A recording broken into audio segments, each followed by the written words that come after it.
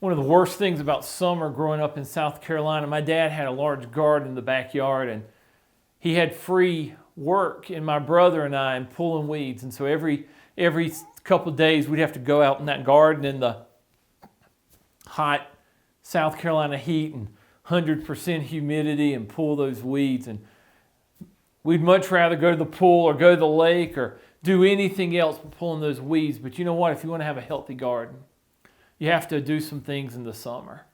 And we talked about Ecclesiastes 3, for everything there is a season. There's a time for everything under heaven, a time to be born and a time to die, a time to plant and a time to pluck up what is planted. We talked about the fact that in our lives we go through seasons. Some are good, some are enjoyable, some are hard. But every season has its purpose. And we've looked at winter and spring the past 2 days, and today I want to just think about summer. Because if we don't use our season we're in well, we will not have the enjoyment and the success in the next season.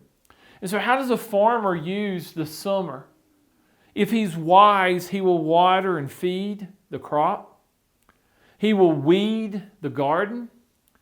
And he will fight off the enemies. Those cute little bunnies and those irritating bugs, he'll have to fight those off. And so in our lives, as we're trying to plant things, we're trying to grow things.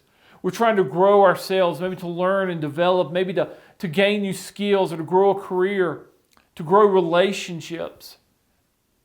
Those things require planting of seeds and preparing of soil, but they also require, during those growing seasons, as those seeds have started to grow, to water and to feed them. It's not enough to plant a seed and then leave it alone. That we have to be willing to look at that seed and as it's sprouting, make sure it's getting what it needs. So those relationships, am I giving my marriage? Am I giving my children? Am I giving those close friendships? Am I giving them the food and nourishment they need? The skills that I'm trying to develop, the things I'm trying to learn, am I continuing to feed myself so I can grow and develop personally? We also have to be willing to weed. See, you can prune the branches and you can clear away the dead in the winter, but you know what? As we go through life, things keep crouching in. And those weeds are those small things that start to take up room and take up nutrients that need to be going to the crops we're trying to develop. And oftentimes what happens in life is we make a commitment to certain things, and as time goes on, other things start to creep in and crowd out what we're trying to grow.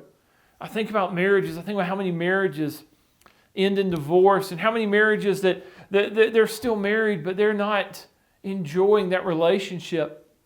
And nobody wakes up one day or walks to the wedding aisle and says, you know, I really hope this marriage ends miserably. No, what happens though? So many times they just allow all these little weeds, these little incidents of life, things that are insignificant and unimportant, to take more and more of the time and energy that was once devoted to the relationship. And when they were dating, when they were first falling in love, that relationship was the most important thing. And so they prioritized that relationship. But as the years go on, other things started coming in and taking time and energy that should have been invested in that marriage. The same happens in our relationship with our children. The same happens in our skills and our opportunities. And if we're not careful, we give second-class time and attention to the first-class priorities in our life. In summer, it's important during the summer seasons of life that we look closely at the soil. Are there weeds that have grown up there?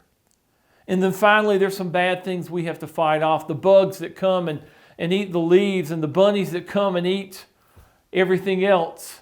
And you know what? We have to make sure we watch out for those. If you and I want to pursue any kind of vision with our life, if we want to see success in any area, we need to understand that during seasons of life, enemies will come.